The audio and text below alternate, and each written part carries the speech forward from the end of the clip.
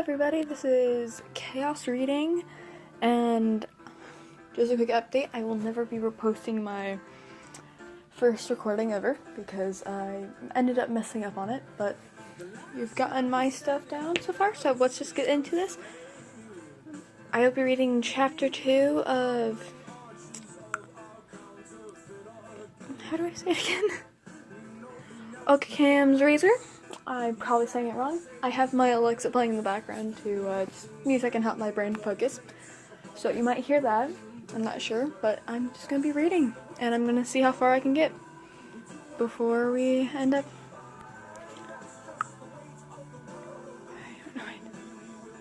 I'm just going to be going until I end up just wandering, let my brain wander. Okay. Go in here. Let's go. So this is chapter 2, prologue and memory and Oboro. Nimeri and Shirkumo Oboro. What to do? I need to turn up my brightness. There it is.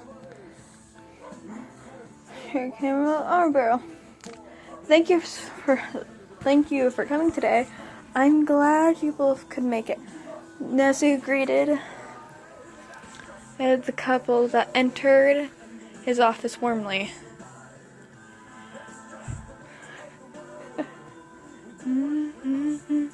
My life. Both former students, well into their careers and doing well. Kaminiri and Shirka Omo were under the impression that their former teacher turned principal had invited them here to interview for teaching positions at his school. To be fair, that was part of it, but he had wanted and hadn't to offer something much more than that. I have quite the proposition for you. Thank you for having us, Nezu-sensei. Nezu-sensei. I am learning. Yay!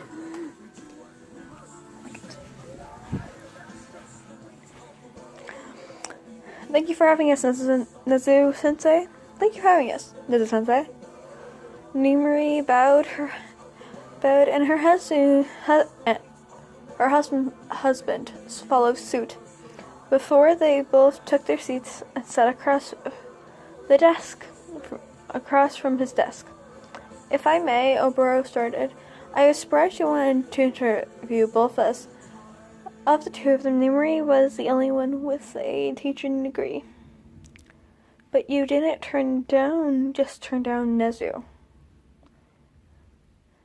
when he requested something. Plus, he was curious. This isn't a standard interview. Nezu grinned at him.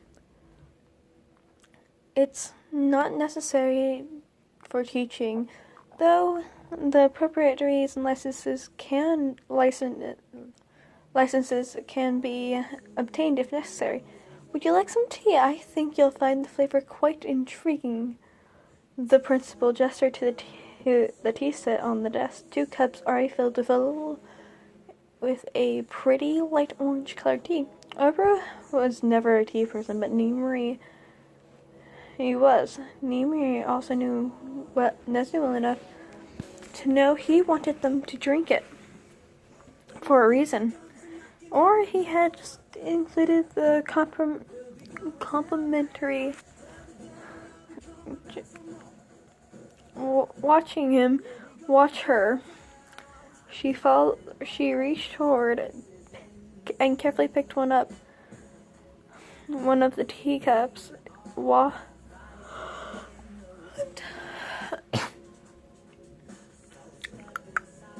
Okay, each has been fixed. She reached forward carefully and carefully picked up one of the delicate teacups, wafted the smell toward her. But all she picked up was hints of citrus, cinnamon, and cardamom. Yes, cardamom. I don't know what that is, but I will eventually find out. And took a sip. Nezu's smile grew as her eyes widened the sensation that hit her as she swallowed. Is that Laura? Laura? Laura? Laura? Laura? Laura? Oh. Laura? Laura? Laura. We're going to call it Laura because I don't know. And that got Obero's attention, prompting them to reach for the second mug and take a sip himself. Laura was an extremely rare magical plant that had been over-harvested so badly it couldn't be found in the wild anymore. It had tasted similar to citrus and more or less acted as a magical energy drink, hence its popularity.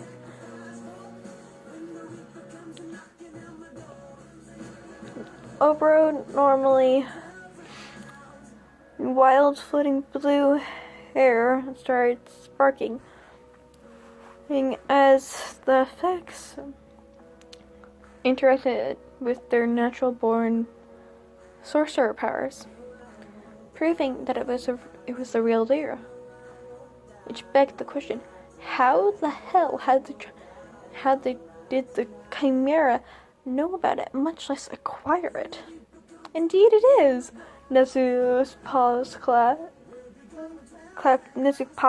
his paws together. I thought it would be a good example of what exactly I can provide you should you agree to work here.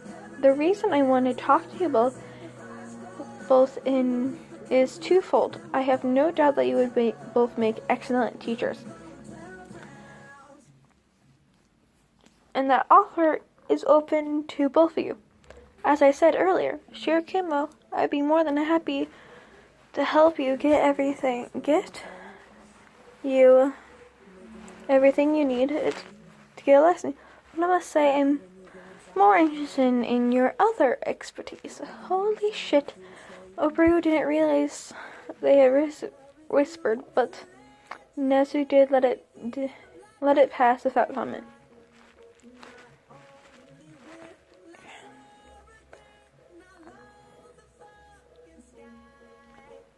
I've known you were a witch and sorcerer. Nezu acknowledged with Nimori and Obero. I'm very tired. Why am I so tired suddenly? I don't know. But let's see how far I can go. Nezu acknowledged respectively. Since your days as students, then you've only grown in your capabilities in potions, Nimori. She had more than grown. She was currently on track to be one of the greatest potion makers in the nation in a few years if she kept it up. And as an alchemist, Shirokimo, what I'm offering is a research position. There are certain theories and techniques I like to test and make. But I need people who know what they're doing and can think outside the box. And most importantly, can do it safely. Nothing illegal or by either mundane or magical law. I have the resources to get everything you may acquire. He raised his own appropriately sized teacup to emphasize point, and of course would pay more than competitively, both for this and as a teacher.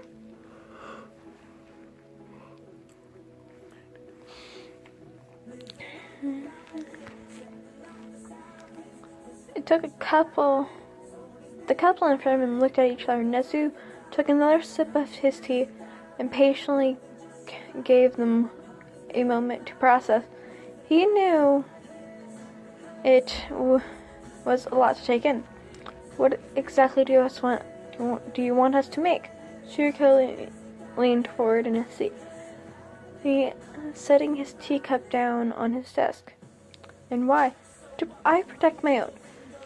Nezu reached for an example of the research he was interested in to hand them to them. This is about Can, isn't it? Nimue asked as quiet as he did that. Nezu wasn't surprised she heard about what happened. The local supernatural community was small, and that had been big news. You don't have to work on anything you don't feel like comfortable with, and you'd be free to work on your own research too, was all the principal said. Nimue and Orbro looked over at each other, looked over the list Nezu had handed them. Both internally debating. What song is this?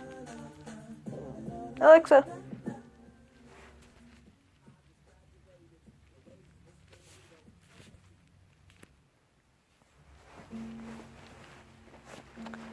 Okay.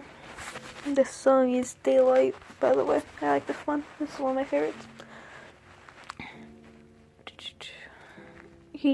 Just as he'd said there was nothing against any law they knew of, and that was a lot of ideas and a lot of ideas that made Nimure's fingers itch to work on. This is chance of lifetime, a benefactor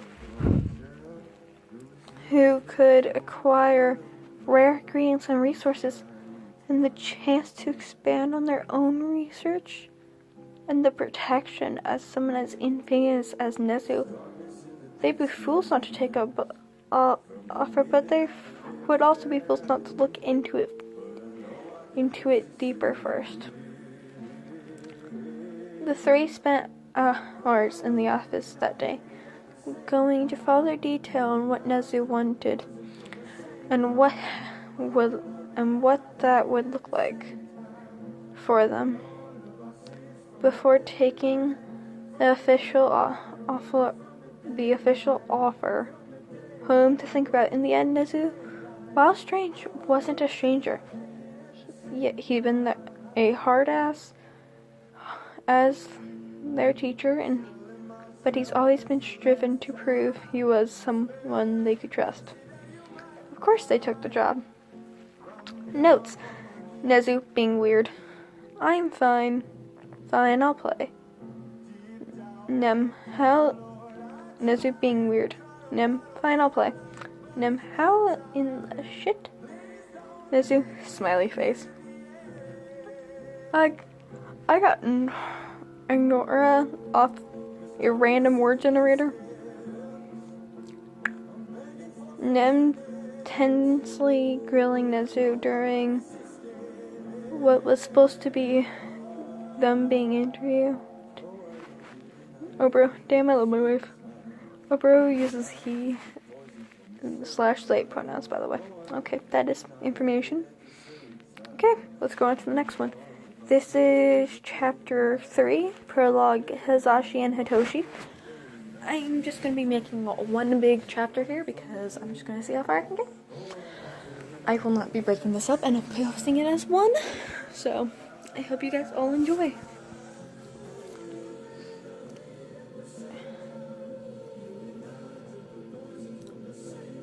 Four years ago, Yamazashi and Shinsho Hitoshi. Yamazashi, aka the pro hero, President Mike, was making a proper go at raising up the hero rankings. They put a lot of paperwork during their school years into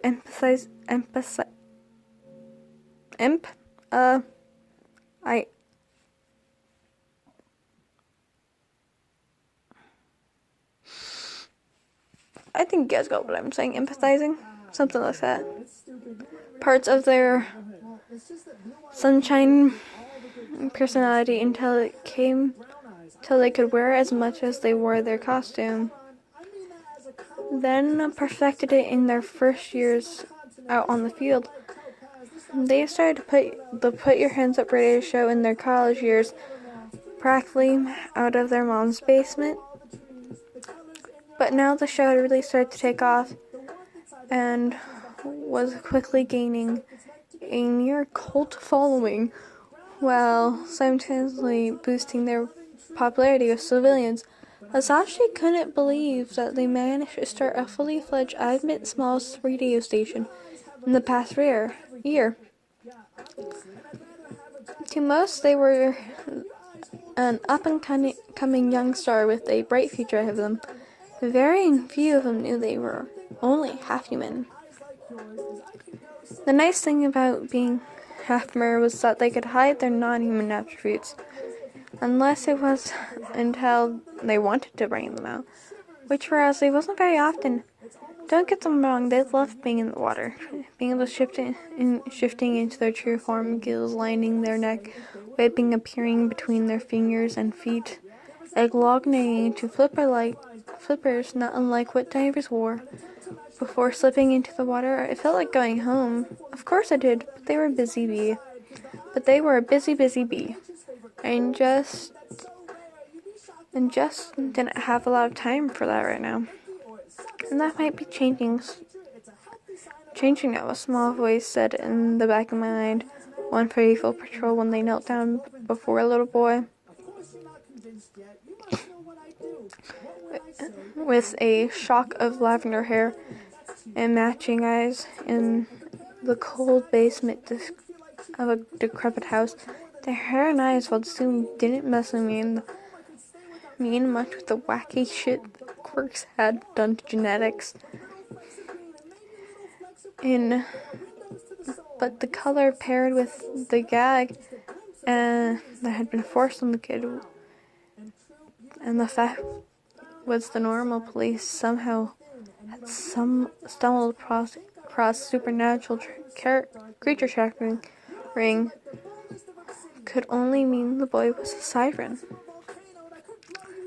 The fact that sirens were... there was also the fact that sirens and murderers were cousins and could sense their own. Hi there, little listener, Hasashi softly introduced themselves, using their quirk to put as much comfort into the voice as they could. My name's President Mike, and I'm a hero. How about we get you untied, yeah?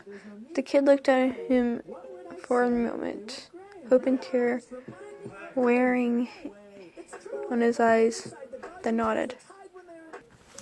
Hi, I just stepped away to go make some tea. I will be going to bed in a little bit. But anyways, let's get back to work. Let's get back to reading. Thank you, kiddo. I'm gonna get you out of here. I promise. Hasashi cast up a gentle, distracting chatter as he made quick work of the ropes. Tying the kid to a chair, starting with his arms. As soon as they were free, the kid was untying the tag. Luckily, it was just fabric with a giant knot, opposed to the more common metal muscles Hasashi had an unfortunate amount of experience with as a kid, struggling to control the quirk while Hasashi tackled the legs.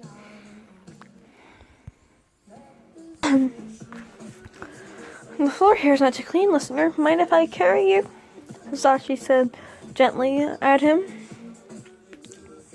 After noting the bare feet, the kid nodded again, so they swept him and Kami, if he wasn't far too late, up into their arms and started making their way upstairs and out into the sunlight. Is there something I can call you? Or are you not comfy talking? No JSL, spindly little arms unwound from Hasashi's Shouta the blonde confirmed Hitoshi. Hitoshi. The kid slowly, a finger spilled. Struggling with fingers that Hazashi could imagine were freezing as they moved towards the waiting ambulance. This isn't the right. Don't fall. This song is called Street Fight. It's also one of my favorites. It's particularly goes with one of my other favorite picks. It's called His Kill Auntie. Absolutely amazing. It's just it. It is a very long fic though. It's nice to meet you, Hitoshi. I'm gonna put you in this ambulance with these nice ladies. Hazashi nodded to the EMTs already making their way towards the pair with a stretcher. And they're gonna get you on the road to feeling better while we find your parents. Okay? Hitoshi tensed in their arms. They killed him. He signed. They killed him. Them. To make it sound like him. I don't know why it sounded like that. He signed. I don't have anyone else. Please don't leave me alone. Please, please, please. Please. Hey. It's okay, Hitoshi. It's okay. Hazashi soothed. Kami, they hadn't meant to make the kid almost panic. I won't leave you alone, I promise. As soon as I put you down, I'll radio in that I'm coming you to the hospital, okay? Okay, Hitoshi finally started to relax, allowing Hazashi to sit them down. My cat is coming. Hey there, sweetie! I don't know if you can hear him yet, but she most certainly is coming. She'll be over here in a minute. Sit them down, and Hazashi to sit them down. And Hazashi did exactly what they said they would. They should have known they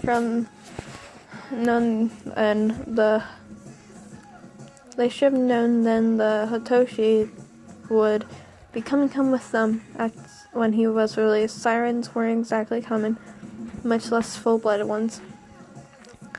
So it wasn't surprising when he really didn't have anyone else. The foster system would never be able to take care of a kid they didn't realize wasn't human, and Hazashi had already gotten attached almost immediately. Hey, sweetheart. How you doing? Just gonna lay down? Okay. She seems to be wanting to be quiet right now. We'll see if she wants to speak up later. Oh, there she is. Hi. Hi there, sweetie. Oh, you're just a happy baby.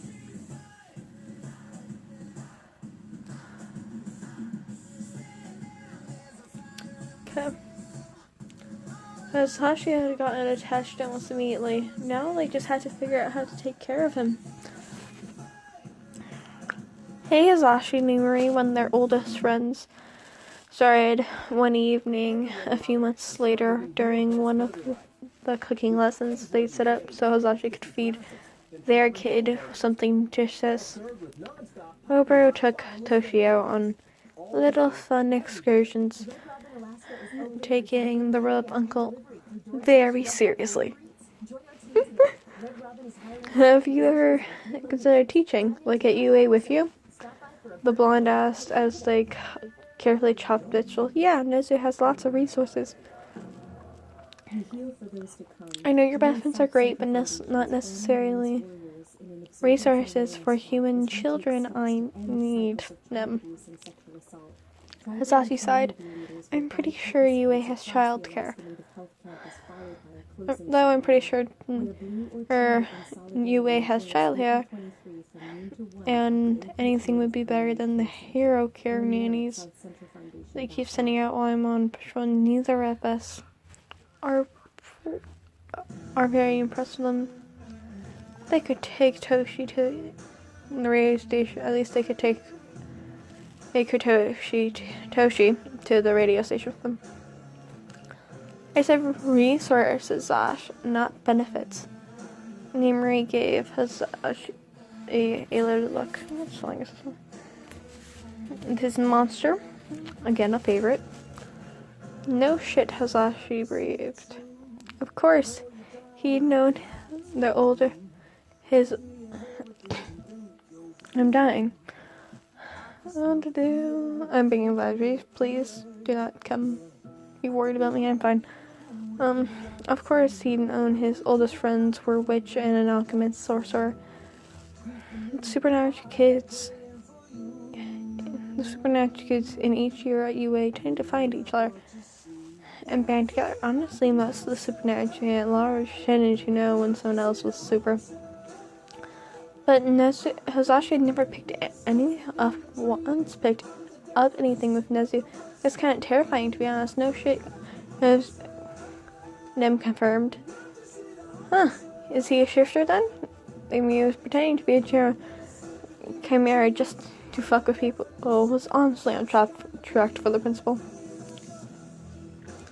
That's a personal theory. But he hasn't said, and we're not about to ask. He's already asked both of us. Nem had started UA the year before as the art teacher, and Obra would be teaching chemistry in the upcoming school year. If you'd be interested, we all know you're fluent in English, and we could help you get a license as a teacher. Do you think I should take it?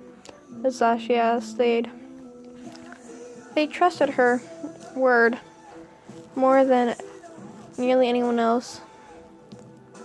She'd been working there a year. She'd been working there a year. Yes, that's how you say that. If she thought it was a good idea, they were willing to try it out. I think you should talk to him, Nimri answered. So Hazashi did.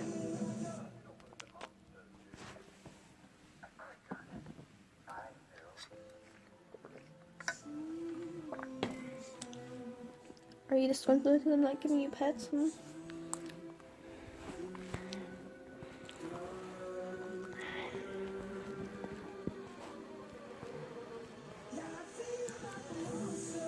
Good morning, Yamna, Nezu squeaked as Hazashi settled into the chair across from him. I was hoping I'd see you soon.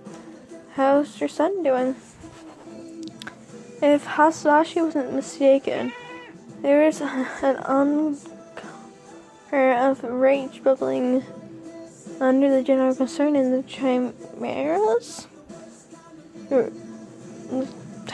Chimera's tone. After chimeras, there is now a just question marks and there's just a question mark in parentheses. They're absolutely great.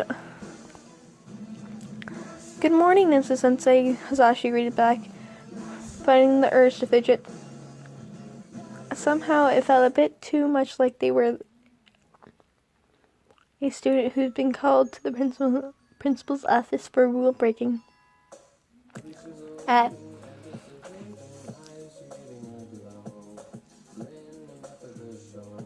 so bugging. It's bothering me. Whatever.